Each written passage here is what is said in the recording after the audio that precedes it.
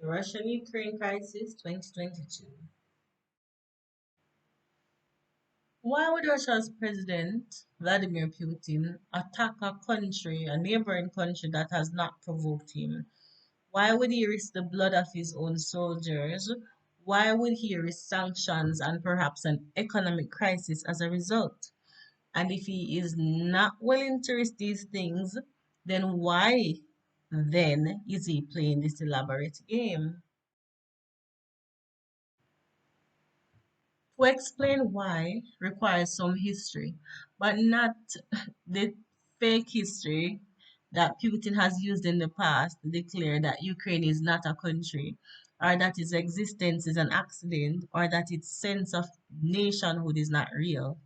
Nor do we need to know that much about the more recent history of Ukraine or its 70 years as a Soviet republic, though it is true that the Soviet ties of the Russian president, most notably his years spent as a KGB officer, matters a great deal in this discourse. Putin's attachment to the old USSR matters in another way as well. Although he is sometimes incorrectly described as a Russian nationalist, I believe that he is in fact an imperial nostalgist. The Soviet Union was a Russian speaking empire, and he seems at times to dream of recreating a smaller Russian speaking empire within the old Soviet Union borders. Mr. Putin has described the dissolving of the Soviet Union as a catastrophe that robbed Russia of its rightful place among the world's great power and to put it at the mercy of a predatory West. He's mainly referring here to the United States and Britain. He has spent his 22 years in power rebuilding Russia's military and asserting its geopolitical clout. The Russian president calls NATO, or their expansion rather, menacing, and the prospect of Ukraine joining it as a major threat to his country. As Russia has grown more assertive and stronger militarily, his complaints about NATO have grown even more strident. So he repeatedly says that Americans have ballistic missiles in Ukraine and that American forces are in Ukraine. So this is why he sees it as a threat to his country. Of course, the United States and NATO has denied his allegations, but nonetheless, this is what he thinks or he believes. In addition, Mr. Putin has also insisted that Ukraine and Belarus are fundamentally parts of Russia culturally and historically.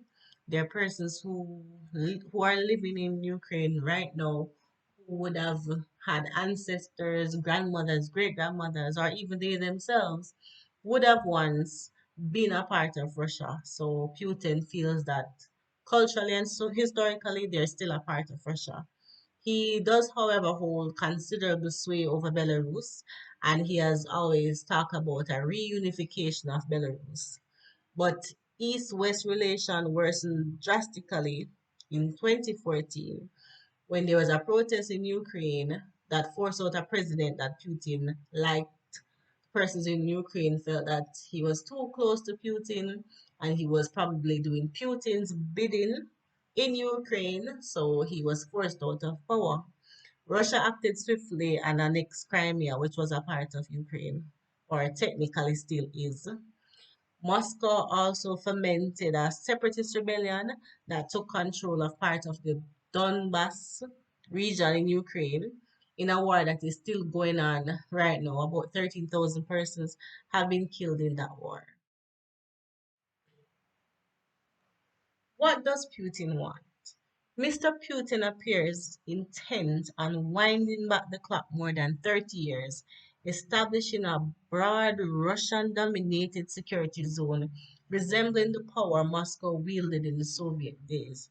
So, this is why I call him an imperial nostalgist, because he wants Russia to basically be restored to their former glory. He's now 69 years old and possibly heading towards the twilight of his political career. He clearly wants to draw Ukraine, a nation of 44 million people, back into Russia's orbit. I feel like he also wants to leave a legacy, leave something behind. And I think this is how he is choosing to go about doing that. So, what impact, if any, does this Russia Ukraine crisis have on Jamaica? The Russia Ukraine crisis will have a severe impact on Jamaica's economy, without a doubt, and the wider Caribbean as well. So, the prices of oil are going to increase. There's going to be a high cost to import things into the country. As of Thursday, oil prices have surged above 100 US dollars per barrel. Petrojam has warned that the cost of fuel in Jamaica is likely to increase in the coming weeks. Jamaica will continue to see higher oil and commodity prices, as well as a more prolonged inflation as a result of the crisis. We can, however, as a country, find ways to reduce our dependence on imports, or these concerns will never dissipate. So it's not just a Ukraine Russia crisis matter. We have to learn to live from our internal resources. We cannot continue to import 90% of what we consume.